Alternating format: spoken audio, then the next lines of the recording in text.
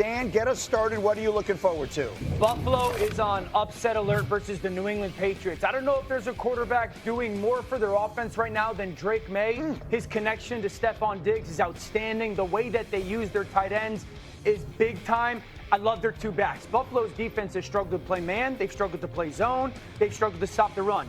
Two starters out, I understand that. But this defensive unit is struggling Buffalo, and it feels like this New England offense is starting to surge. What a statement that would be for Mike Vrabel's team. Will Compton, give me an opening statement. What are you looking forward to this weekend? Sammy D, Sam Darnold deserves more credit as being one of the better or the best quarterbacks in the NFL. Generational. Generational. You look at, if you just go back since 2024, he's 17-4 as a starter. Most game-winning drives tied with Patrick Mahomes. In 2024 was number 2 under pressure passer rating, only to Joey B. Over 70% completion rate of passes 10 yards or more. We can go on and on, but I love Sammy D, the way he's operating right now in Seattle. Sneaky tough. And their defense is awfully good, too. I like it. Hawk, give me an opening statement. Yeah, I'm surprised Will missed this one. I'm looking forward to the all-right team battle. I'm trying to say this right here. And I'm talking about 2 right cornerbacks, and Riley Moss and Cooper DeJean. They have so much in common. Both from Iowa. Both 6 foot tall. Both early in, late out guys. Coach's sons. Grinders, weight room guys. Sneaky right? fast. Sneaky Are they fast. sneaky athletic? Sneaky athletic. Multi-sport athletes. So much in common. I like that one a lot. That's an all-time. Right, with an R. Okay, Yeah, the thing I'm looking guys, can I get my opening Go. statement? The thing I'm looking forward to, Dylan Gabriel going across the pond with an elite defense and getting his first win as a start for the Cleveland Browns. They've had a statue back there at quarterback. He's older than Father Time himself. Now they have an opportunity to move the pocket, utilize his legs and his athletic ability, similar to they did with Jackson Dart with the Giants. I see the Cleveland Browns having success this week across the pond. Well, they had the most interesting day in the NFL yesterday for sure. Dylan Gabriel gets the start, replacing Joe Flacco. Shedeur Sanders does not. You may have seen this already. In case you haven't, we'll play it. Shedeur Sanders was asked about Gabriel getting the starter's job, and as you hear his response here, or don't hear it, I can tell you there's nothing wrong with your television's audio or anything like that. This was the exchange.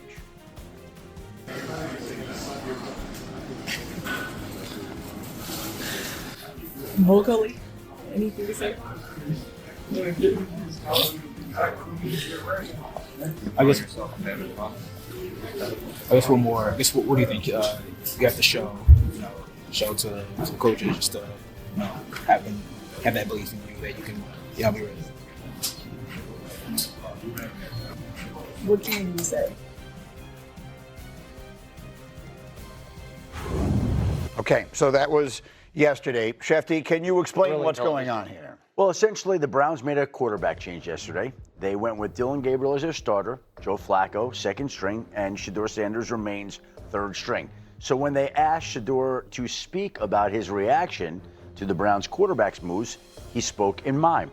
Now, what he was doing was responding to Rex Ryan, who on this show on Monday essentially criticized Shedeur Sanders for a number of things, but basically said, keep your mouth shut.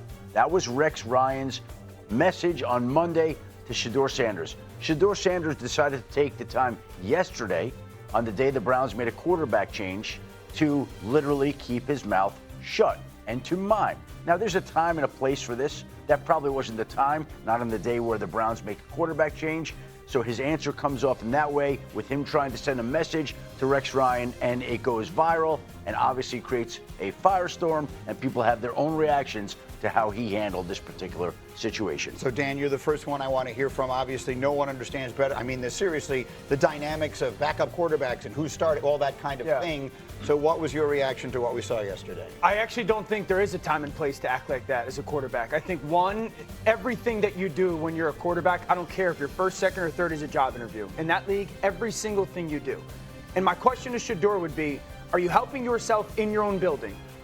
Did that 30 or 40 seconds help you in your own building when it comes to what they think you can be in the future? And then did you help yourself outside of your own building? There's 64 jobs, essentially, at that spot in the NFL.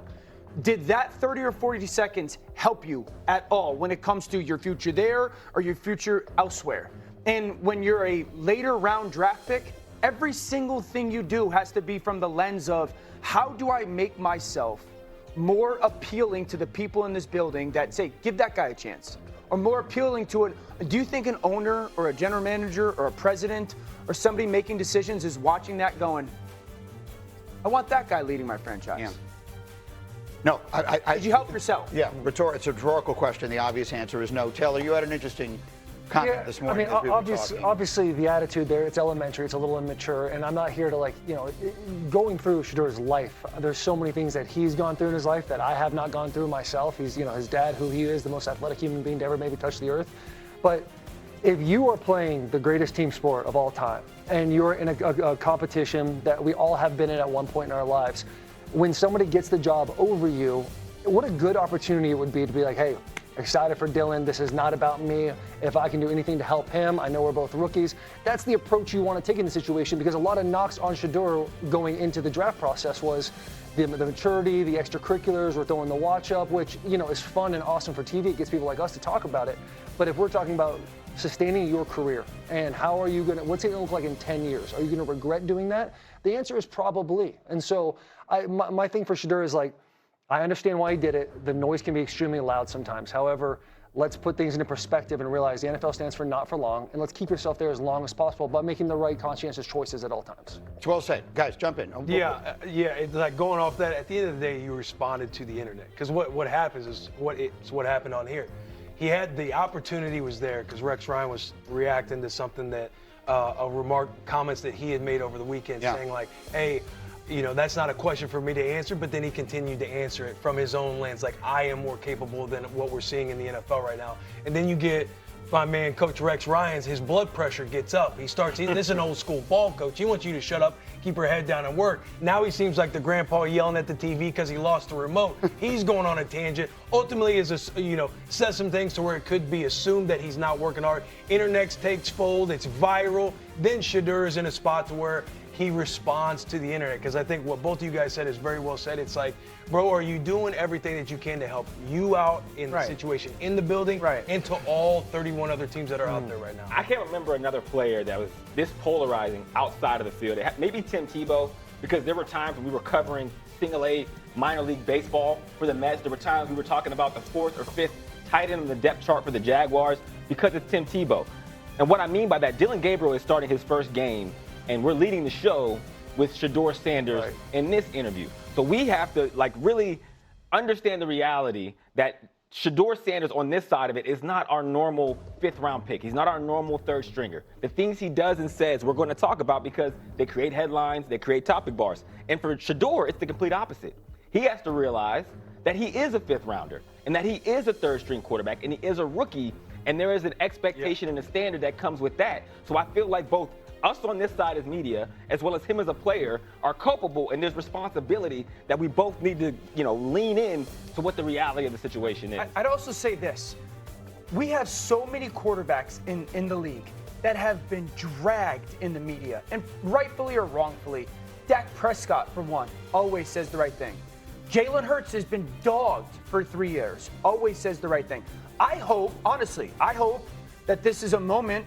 There's somebody in Shedeur's life, or there's people in Shedeur's life to be like, hey, you have to be yourself. There's no doubt. But at that position, that's not worth it, because you're trying to validate being the CEO of a billion-dollar company. And you're right. I'm not arguing anything that you're saying, because I agree with everything. But which quarterback have we done that with that's been a 3rd string, that hasn't been a starter? No, totally. And so it's like he's acting like he's a starter, and we're treating him like he's a starter. That's kind of. But there's also this, that if you want to go after Rex Ryan, go after Rex Ryan. You want to keep your mouth shut at no time, fine.